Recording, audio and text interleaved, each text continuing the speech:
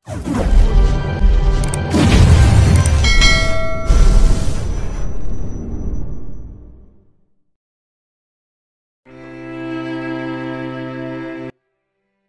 kotse ni Maddox ay dumaan ng mabagal sa kalsada patungo sa bahay ng mga Benta Court. Hawak niyang kamay ni Pamela at ngumiti siya dito. Huwag kang mag-alala, mababait ang mga Benta Court. Malalaman mo base kay Hinaro. Ang mga magulang niya ay mabait, tapat at madali silang kausap. Naintriga si Pamela. Paano pala nila hinaharap ang mga sabuatan at panluloko sa mundo ng negosyo? Hinimas ni Maddox ang buhok ni Pamela. Ang pinakamagandang paraan para mabuhay ay ang matyagang harapin ang mga pagbabago. So kailangan ko maging matyaga para harapin ang mga pagbabago kapag nakilala kong mom mo mamaya? Tumawa si Pamela. Magiging totoo ako sa sarili ko at haharapin ko siya ng tapat. Sa tingin ko'y tatanggapin niya ako. Siyempre, dinikit ni Maddox ang ilong niya kay Pamela. Muling pumasok sa ilong niya ang bango ni Pamela. Nilagay niyang kamay niya sa bewang ni Pamela na para bang may sariling isip ito. Huwag! Nilayo ni Pamela si Maddox, ngumisi si Maddox at sa halip ay hinalikan niya sa mga labi si Pamela. Si Regan na siyang narinig ang ingay habang nasa harap ay gustong itaas ang board para may pagitan siya sa kanila. Ngunit aksidente niyang pinindot ang maling buton at sa halip ay bumaba ang bintana. Pumasok ang malakas na hangin, nagulo nito ang buhok ni Maddox. Natakot si Regan at mabilis nang itinaas ang bintana. Nakita niya ang galit na tingin ni Maddox mula sa rearview mirror. Sumimangot si Regan dahil sa kaba. Ang paa niya ay umapak sa maling pedal at inapakan niya ang brake. Mas lumalim ang simangot ni Maddox. Lumingon si Regan na nakangiti ng kabado. Sir, nandito na po tayo. Tumingin ng malupit si Maddox kay Regan at nanatili siyang tahimik. Samantali na mulang mukha ni Pamela at nakangiti siya habang hawak ang kamay ni Maddox. Ang bahay ng mga Benta Court ay mas masigla ngayon kumpara sa dati. Ang mga bisita nila ay mga elite na may mga mataas na katayuan din. Mabait, tumanggap ng bisita ang mga Benta Court at mahilig sila sa mga bata. Kaya ang mga mapaglaro ng mga bata ay tumatakbo sa paligid at naglalaro sa harap ng bahay. May isang grupo ng mga batang hinahabol ang mga balon. May isang batang nasa 4 o 5 taong gulang na humahabol sa likod nila habang may hawak na isang piraso ng cake. Halata ng bata hindi makahabol at naghihingalo ito sa gitna ng mga tao. Nagkataon na nabangga niya si Maddox na siyang nakabababa lang ng kotse. Ang batang ito, nagalit si Maddox. Ang buong piraso ng cake ay napunta sa suit niya. Alam ng bata na may ginawa siyang mali, tumitig siya ng cute sa kanilang dalawa. Hindi kaya ni Pamelang napagalitan ng bata, kaya hinayaan niya na lang ang bata para maglaro sa tabi habang hinihimas niya mukha nito. Mabuti na lang at hindi ko suot ang damit na binili mo para sa akin, ang sabi ni Maddox nang tumawa siya. Kung hindi ay lagot sa akin ng batang yun. Ilang taon ka ba para maghiganti ka pa rin sa mga bata? Pinunasan ni Pamela si Maddox. Ngunit masyadong maraming cream, ang suit ay sira na ngayon. Mabilis na naglabas si Regan ng isa pang ekstrang damit mula sa kotse. Magbibihis muna ako, ang mihinang sinabi ni Maddox. Dito ka lang, huwag kang lumayo, babalik din ako kaagad. Tumango si Pamela na nakangiti. Ang bahay ng mga Benta Court ay parang isang maze. At maraming mga bisita. Natural hindi siya lalayo. Naalala niyang interviewee na binanggit ni Jaslyn sa kanya. Ngunit hindi niya pinansin noong sinulat ni Jaslyn ang address sa kanya. Base sa sitwasyon ngayon, mukhang hindi ito matatapos ng maaga. Pinag-isipan ito ni Pamela at nilabas niya ang phone niya para i-text si Jaslyn. Tita Jaslyn, pasensya na po, baka hindi po ako. Pamela? Tumunog ang isang pamilyar na boses sa likod niya. Bago pa siya matapos mag-type ng text. Tumalikod si Pamela dahil sa gulat. Formal at ang grande ang suot ni Jaslyn habang naglakad siya dala ang isang baso ng champagne. Tila nabigla siya ngunit masaya. Pamela, bakit hindi mo sinabi sa akin na nandito ka? Tita Jaslyn? Nabigla si Pamela. Bakit ka nandito? Tuwang-tuwa si Jaslyn. Nakita niya si Maddox na siyang magpapalit ng damit kanina. At ang lintik na anak niya ay sinabi talaga sa kanya kanina na dinala nito si Miss Murphy ngayong gabi. Halos mamatay sa galit si Jaslyn pagkatapos itong marinig at tinakot niya si Maddox. Maddox Crawford, kapag hinayaan mong babaeng yun na pumasok sa pamilya natin, simula ngayon ay pipili ka kung siya o ako. Ngumiti nang walang pakialam si Maddox. Ma'am, ang mga Crawford naman ang pakakasalan niya, hindi ang mga Belmont. Halos mabulunan si Jaslyn sa sagot ni Maddox at kinagat niya ang ngipin niya. Tumingin siya ng masama kay Maddox. Ang sama naman ng kanyang anak, kumuha siya ng isang baso ng champagne at pumunta siya dito para makasalubong si Pamela. Mabuti ito, nanditong prinsesa ko, kahit ang langit ay tinulungan ako. Hinawakan ni Jaslyn ang kamay ni Pamela at ngumiti siya na parang isang nanay.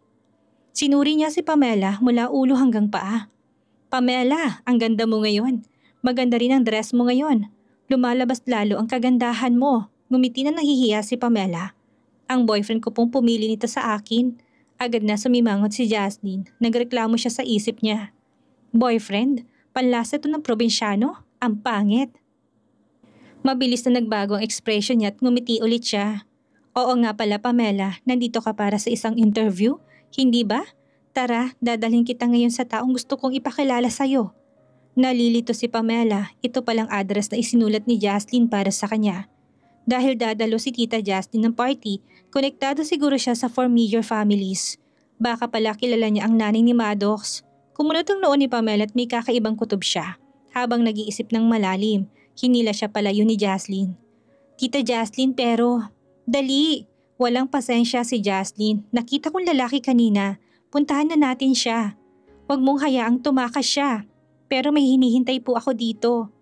Tumingin si Pamela kay Jaslyn na medyo problemado. Huminto si Jaslyn. Hindi niya matiis na problemadong prinsesa niya kaya pinag-isipan niya ito at sinabi niya. Sige, maghintay ka dito. Dadalhin ko siya. Ibinaba niyang baso ng champagne at dumiretso siya sa madla habang suot ang high heels. Naghintay si Pamela sa kinatatayuan. Ang mga tao sa paligid niya ay nakasuot na maganda at nag-uusap sila ng masaya. Tumingin siya sa paligid at naisip niya na tapos na dapat magbihis si Maddox.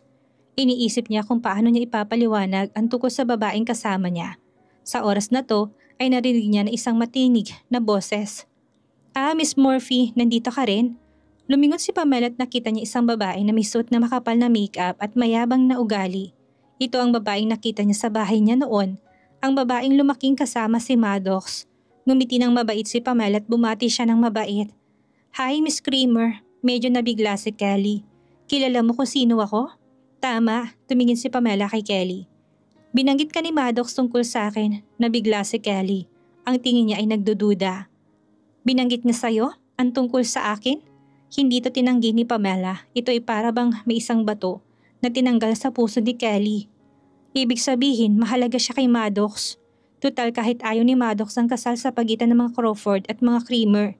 Hindi kayang lumaban ni Maddox sa buong pamilya habang iniisip ito. Ngumisi ng matagumpay si Kelly habang nakahalukip-kip. Dahil alam mo relasyon ko tungkol kay Maddox, sa tingin mo ba'y tama lang na nandito ka ngayong araw? Ngumiti si Pamela nang hindi nagsasalita.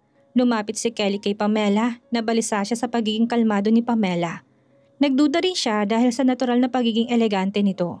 Ang balitay si Pamela ay anak sa labas ng galing mula sa isang maliit na lugar na tulad ng Dianggasas. Si Kelly ang tagapagmana ng mga Creamer. Ano si Pamela kumpara sa presensya niya? Alam ko nagkakilala kay ni Maddox sa Dianggasas.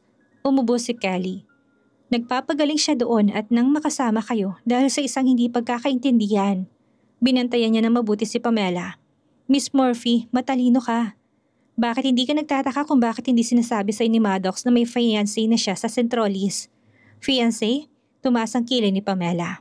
Sinasabi mo ba na may isang marriage agreement kayo ni Maddox? Tinaas ni Kelly ang boses niya. Isa tong hindi binabanggit na kasunduan sa pagitan ng mga elder ng Crawford at Creamer. Ngunit si Pamela sinabi niya ng mahinahon. Miss Creamer, wala akong alam dito. Hindi ko naintindihan mga bagay na tulad ng hindi binabanggit sa kasunduan.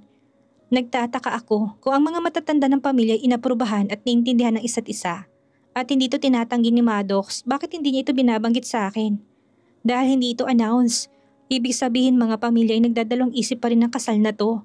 O baka, ang sabi ni Pamela, nakatingin siya sa mga mata ni Kelly. Hindi ito tanggap ni Maddox. Ikaw! Namula sa galit si Kelly, tinaas ni Pamela ang kamay niya at pinadaan niya ito sa buhok niya. Ang malaking emerald jade ring sa palasingsingan niya ay mukhang importante at puno ng pagmamahal. Kumirot ang mga mata ni Kelly dahil dito. Napuno siya ng sama ng loob ngunit hindi niya ito pinakita sa mukha niya. Kahit na galit siya. Ito ang lugar ng mga benta court kapag nakipag-away siya kay Pamela dito. Sisirain niyang imahe ng mga Creamer. Nandito rin si Maddox. Hindi niya pwedeng hayaang isipin ni Maddox na isa siyang baliw na babae.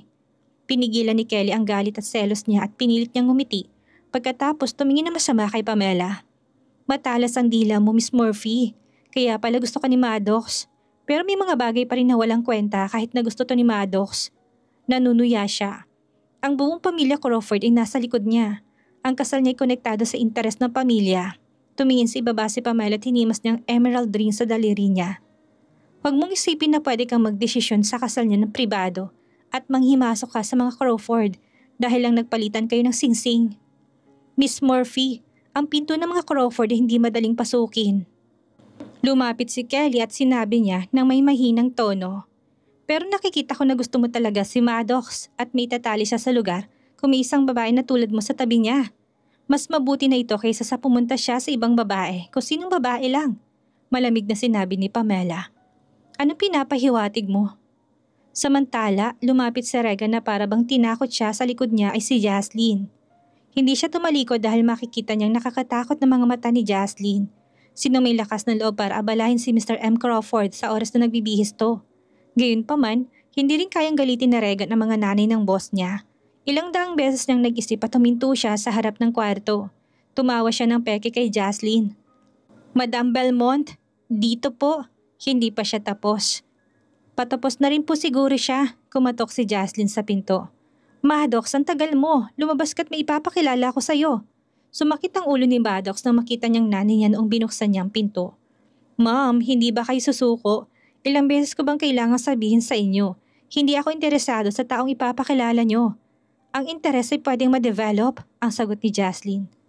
Saan ka ba interesado maliban sa pagkain ng bata ka pa? Ang mga tinurot pagsasanay ko sa'yo ang rason kung bakit may ilusyon ng iba na gifted ka. Ma'am, kayo. Dali na, sumama ka sa akin. Sumimangot si Maddox.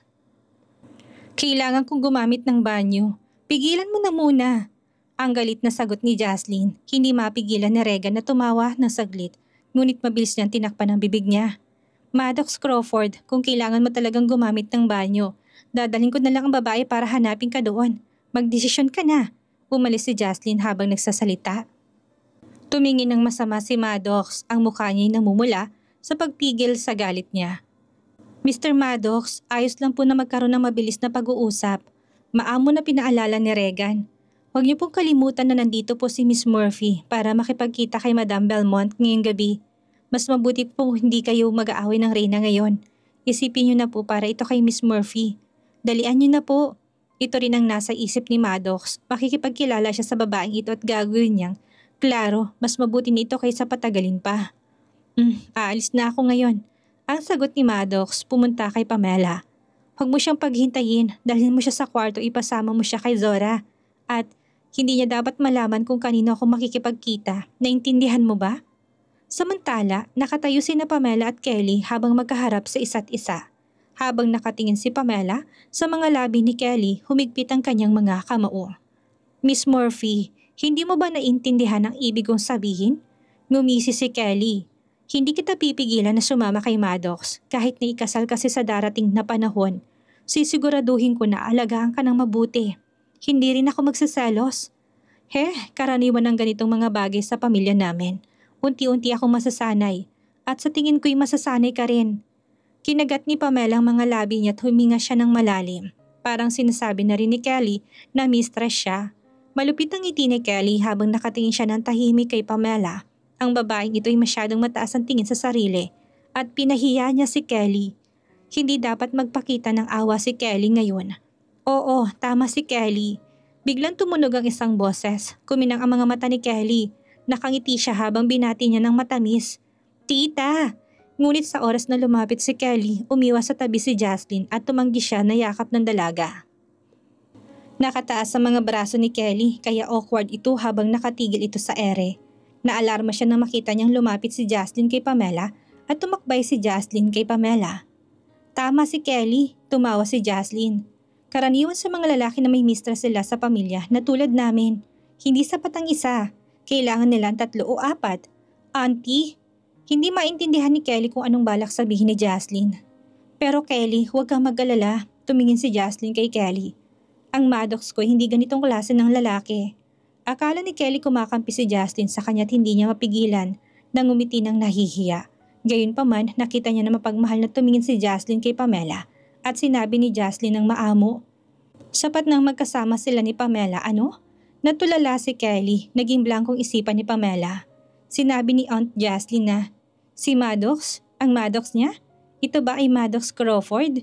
Hindi naman siguro pwedeng may pangalawang Maddox dito, hindi ba? Paano nangyari to? Si Tita Jaslyn ay ang nanay ni Maddox? Auntie, ano pong ibig niyo sabihin? Hindi makapaniwala si Kelly. Nakangiti si Jaslyn, ngunit talata ng ngiti niya ay malamig at mapanglait. Ito hindi tulad noong nakangiti siya kay Pamela. Kelly, ano bang meron sa'yo, iha? Hindi ka na nakakaintindi ng mga salita ngayon. Auntie, sa tingin ko'y tama siya. Matagal nang may opinion si Jaslyn tungkol kay Kelly at ginamit niyang pagkakataon na to para sabihin ito.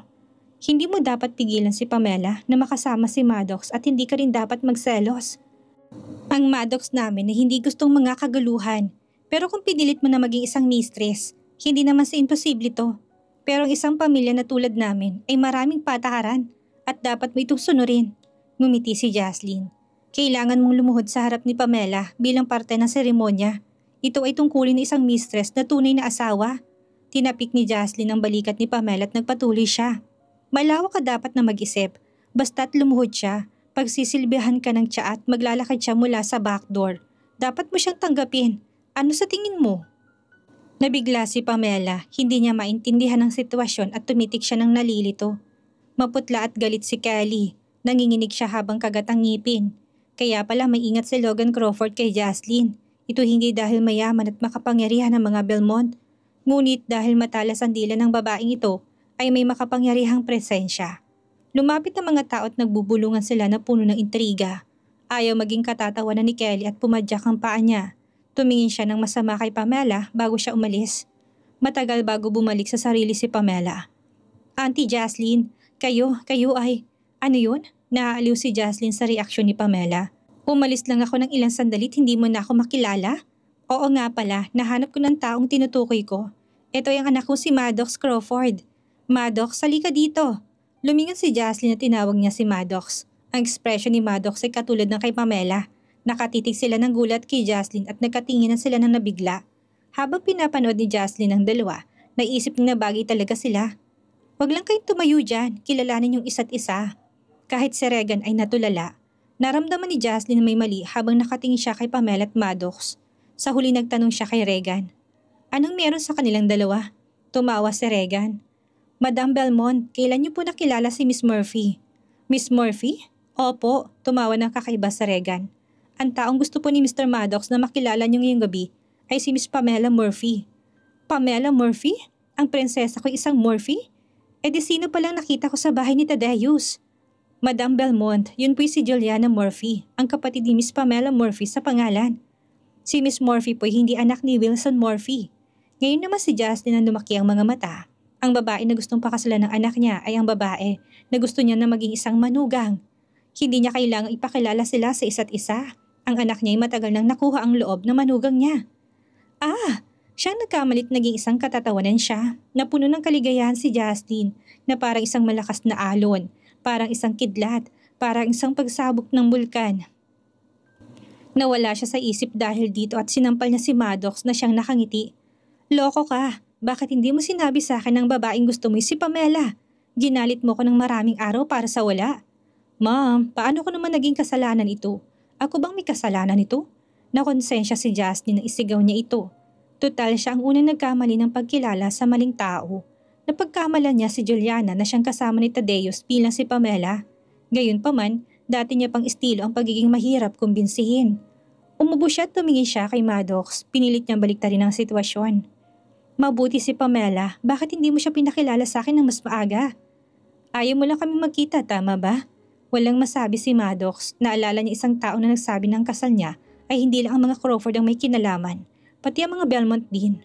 Ang taong ito'y sinabi rin na kailangang piliin ni Maddox si Pamela o ang taong ito kung pinili ni Maddox na pakasalan si Pamela. Ma'am, pwede po ba kayo maging makatwiran? Hindi ba't sinabi ko na may manugang ako na gusto ko? Pero ayaw mo makinig at tinakot mo pa ako na kukunin mo ang shares ko. Nalilito si Maddox. Pwede palang magsisihan ng ganitong paraan? Tumingin siya na natataranta kay Pamela. Hindi ko. Ahem! Dumiretsyong tayo si Jocelyn at lumapit kay Pamela at ngumiti siya. Tumingin siya dito. Ayos lang Pamela, kung ayaw ng buwisit na to, pwede kitang dalhin sa Chaseland. Ang mga Belmont ay puno ng mga talentadong lalaki at mga gwapong blonde ang buhok at asul ang mga mata. Pagdating mo doon, Mom! Ang sigaw ni Maddox, talagang nanay niya si Jocelyn. Walang awa ang nanay niya. Tumawa si Pamela at lumapit siya para kumapit sa braso ni Maddox. Salamat po sa alok niyo, Tita Jocelyn. Siya lang ang gusto ko. Yumuko si Maddox para idikit ang ilong niya sa ilong ni Pamela. Nakangiti siya na para bang nasa kanya na ang buong mundo. Hindi istrikto mga benta court kaya ang dinner isang buffet style upang hayaan mga bisita para mag-usap. Nag-toast ng mga baso sina Mr. at Mrs. Bentacourt habang magkahawak ang mga kamay nila sa gitna ng kanilang mga bisita. Kahit na 30 taong gulang na simula nung ikinasal sila, mahal pa rin nilang isa't isa at nainggit ang mga marami sa kanila. Napansin ni Maddox ang tingin ni Pamela at hinawakan niyang kamay nito. Hindi mo kailangang mainggit sa kanila, magiging ganito rin tayo. Lumingon si Pamela, maghanda din tayo ng isang grand ceremony tulad nito sa 30th wedding anniversary natin. Wedding? Kuminang ang mga mata ni Maddox, ang gustong idiin ni Pamela ay ang ceremony. Ngunit nag-focus lang si Maddox sa salitang wedding. Hindi mapigilan ni Maddox na maging sabik. Gusto mo akong pakasalan? Loko, kinatok ni Pamela ang ulo ni Maddox. Hindi ko sinabi na hindi kita pakakasalan. Gusto ko lang malaman ng ilang bagay ngayon at makakuha ng mas maraming karanasan upang pwede akong tumayo ng matatag sa tabi mo sa darating na panahon. Nainip si Maddox. Hindi mo naman kailangan. Bakit hindi? Sumingit ang boses ni Jocelyn. Ngumiti siya kay Pamela. Humahanga siya sa pagiging independent at masipag nito.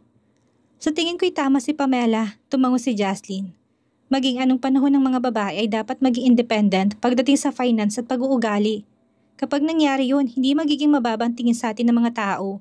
Hindi magiging mababang tingin ko sa kanya. Ang pangako ni Maddox, masyado pang maaga para sabihin ito. Ngumiti si Jocelyn at tumingin siya ng seryoso. Nagbabagong lahat ng bagay sa mundo pati ang mga tao. Ang mga kakayahan lang na meron ka ang hindi magbabago. Kaya naman sinusuportahan ko na maging mas mahusay si Pamela at makuha niya ang kakayahan para harapin ang mga bagay na mag-isa. Kumikinang ang mga mata ni Pamela na para bang nakatingin siya sa idol niya. Pamela, gusto mo bang sumama sa kumpanya ko? Ano po? Nabigla siya. Huwag kang mag-alala, hindi kita pupuntahin sa Chaseland. Ang mahinang sinabi ni Jocelyn. Bumalik ako ngayon sa Centralis para sa subsidiary ng Crawford Group. Nag-invest ako sa Watts at pinalitan kong pangalan nito bilang Imperial Media bilang pinakamalaking shareholder. Handa na akong itatag ang sarili ko sa Centralis at kailangan ko ng mga talentadong tao para tumulong sa akin. Iniisip ko kung gusto mong makipagtrabaho sa akin. Nabigla si Pamela. Natuwa siya at wala siyang masabi. Hindi pwede. Sumimangot si Maddox. Alam niyang paraan ng pagtatrabaho ng nanay niya. Mukhang mabait si Justin kay Pamela ngayon, ngunit hindi siya ganito pagdating sa trabaho. Ma'am, ang trabaho po ni Pamela ngayon ay ayos na. Gusto niya magbigay ng interview kay Diego West at nilait siya ng lalaki. Nakita ko ito mismo kung paano siya nagdusa dahil dito. Paano mo hayaan ang prinsesa na magdusa? Maraming mga bagay na hindi mo inaasahang mangyari sa trabaho, ang sabi ni Justin. Pinagdaanan ko na to at marami akong karanasan. Tuturuan ko si Pamela upang lumawak ang kaalaman at kakayahan niya para sa karera niya. Naisip ni Pamela na isa itong malaking oportunidad at biyaya mula sa langit at tumango siya ng walang tigil. Tumingin na mapagmahal si Jocelyn kay Pamela.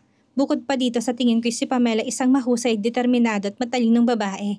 Magiging mabuting trabaho niya. Tita Jocelyn, halos lumuha si Pamela. Walang kahit sinong pumuri sa kanya ng ganito. Ang nanay niya ay laging may sakit noon at minsan lang nitong sinasabi sa kanyang ganitong bagay.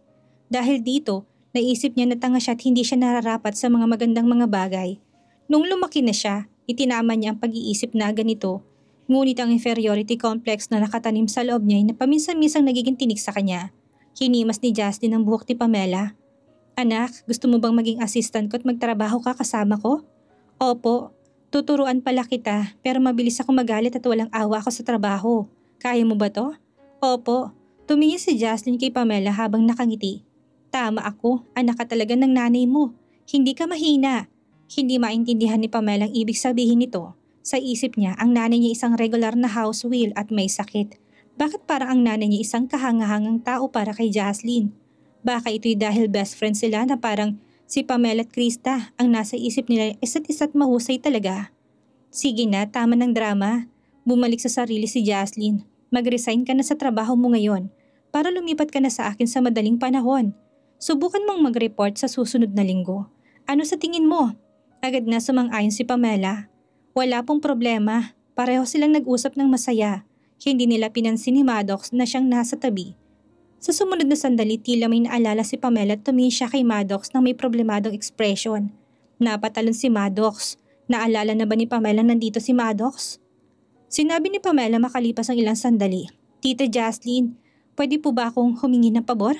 Natutuwa na tumulong si Jaslyn. Sige, ano yon? Tumingin si Pamela kay Maddox at tumawa siya. Pwede niyo po bang kunin ang salary card ko para sa akin? Ano? Hindi ko pa po nakuha ang salary card ko simula nung nagtrabaho ako sa news agency. Kumunot ang noo ni Jaslyn. Anong news agency ito? Sobra naman ito. Walang hiya sila para i-delay ang payment. Hindi po dinelay ng agency ang payment. Nakita ni Pamela lumaki ang mga mata ni Maddox at tumuro siya kay Maddox habang tumawa siya. Kinuha niya po. Nabigla si Jaslyn. Kahit na may opinion siya kay Maddox nitong nakaraan, akala niya isang responsableng lalaking anak niya. Kailan siya nagkaroon ng masamang ugaling agawin ng salary card ng isang babae? Maddox Crawford, ang sigaw niya. Tumingin ang maraming tao na dumalo sa event. Hindi pwedeng ipahiya ni Maddox ang sarili niya ng ganito at mabilis siyang tumingin sa nanay niya para sa menyas na babaan nitong boses. Walang pakialam si Jaslyn. Sinampal niya ulit si Maddox. Buisit na bata ka, walang hiya ka para agawin ang salary card ni Pamela. Nagsisikap siya para kumita ng buwan-buwan. At ang lahat ng ito'y napupunta sa bulsa mo? Hindi, ma'am. Tila walang masabi si Maddox. Nangako po kami sa isa't isa noon, sinabi ni Pamela. Naalagaan niya ako na habang buhay. Ah, mapalad ka nga ngayon ha? Nabigla si Jaslyn. Walang problema sa'yo na gamitin mong pera ng asawa mo? Kumunot ang noo ni Maddox at tumingin siya na may madilim na ekspresyon sa nanay niya. Hindi siguro naintindihan ng nanay niya na ito ang paraan nila para ipakita ang pagmamahal sa isa't isa. Ngunit dahil sa otoridad ng nanay niya, mabagal niyang nilabas ang salary card. Lagi niya itong dala, nakatago sa bulsa ng shirt niya kung saan malapit ito sa puso niya. Ngumiti si Pamela. Ang mga mata niya ay ngumiti, mapaglaro't puno ng pagmamahal para kay Maddox. Ngumiti si Maddox at pinisil niyang pisngi ni Pamela. Isang card lang? Tumingin ng masama si Jaslyn kay Maddox. Huminto si Maddox. Ano pa po ba? At ang lahat ng ibang mga card mo, ibigay mo ng lahat ng ito kay Pamela. Walang masabi si Maddox kung walang permiso ni Pamela. Hindi ka pwedeng gumastos ng gusto mo. Naintindihan mo? Hindi naman mapigilang matawa ni Pamela sa reaksyon ni Maddox.